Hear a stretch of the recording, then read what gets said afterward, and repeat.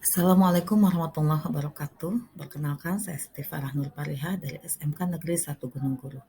Pada kesempatan ini saya akan mempresentasikan bagaimana cara pemecahan masalah pembelajaran di kelas yang saya temui dalam pembelajaran di sekolah. Pada kesempatan ini, masalah yang akan saya pecahkan adalah mengenai rendahnya kedisiplinan belajar anak di kelas. Pada kesempatan ini, saya akan menyelesaikan persoalan di kelas 11 TKJ 2. Dalam upaya memecahkan masalah pembelajaran murid di kelas, ada beberapa hal atau tindakan yang akan saya lakukan pada kesempatan ini. Langkah pertama yang saya lakukan adalah mendeskripsikan atau mengidentifikasikan permasalahan yang terjadi di kelas saya. Yang pertama, saya melihat anak banyak sekali yang telat masuk kelas ketika pembelajaran saya. Yang kedua, ketika pembelajaran berlangsung, anak selalu berisik. Kondisi kelas menjadi tidak tertib.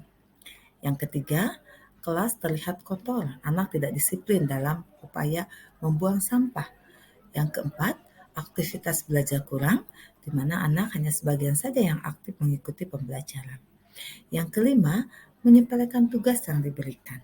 Yang keenam, ada beberapa anak yang ketika belajar saya lihat dia lebih fokus kepada HP daripada fokus mengikuti proses pembelajaran. Selanjutnya, saya membuat kesepakatan kelas dalam pembelajaran. Dalam kesepakatan kelas ini, saya melibatkan seluruh siswa untuk menuangkan ide-idenya, keinginannya, seperti apa sih pembelajaran yang mereka inginkan, sehingga mereka bisa berdisiplin dalam belajar. Setelah kita bersepakat untuk membuat kesepakatan belajar, maka saya dan murid-murid menentukan poin-poin apa saja yang menjadi topik pembahasan kesepakatan kelas. Akhirnya muncullah ide-ide dari mereka bahwa hal apa saja yang akan dibahas dalam kesepakatan belajar tersebut. 1. Waktu belajar. 2. Ketertiban kelas. 3. Kebersihan kelas. 4. Pembagian kelompok. 5. Penyelesaian tugas. Langkah penyusunan kesepakatan kelas selanjutnya adalah anak secara individual menuliskan ide-ide mengenai kedisiplinan belajar di kelas. Saya memberikan kepada mereka kertas-kertas kecil untuk diisi sesuai dengan poin-poin yang tadi disepakati. Hal apa saja yang menurut mereka baik untuk dijadikan kesepakatan belajar. Setelah seluruh anak menuangkan ide yang ditulis dalam kertas sesuai dengan poin-poin yang akan disepakati, yaitu waktu belajar, ketertiban belajar, kebersihan kelas, kelompok belajar, dan penyelesaian tugas akhir, maka secara bergiliran anak-anak maju ke depan dan menempelkan kertas-kertas tersebut di kertas karton yang sudah disiapkan di papan tulis sesuai dengan kolom poin-poin yang akan disepakati. Setelah seluruh anak menempelkan kertas-kertas yang berisi ide-ide mereka, maka anak dibagi menjadi 5 kelompok. Ada kelompok yang membahas mengenai waktu belajar, ada kelompok yang membahas tentang ketertiban belajar, ada kelompok yang membahas tentang kebersihan belajar, ada kelompok yang membahas kelompok belajar, dan ada kelompok yang membahas tentang penyelesaian tugas akhir. Mereka mendiskusikan dalam kelompoknya hal apa saja yang akan mereka sepakati dalam kedisiplinan belajar sesuai dengan masukan-masukan yang dituliskan oleh teman-teman mereka.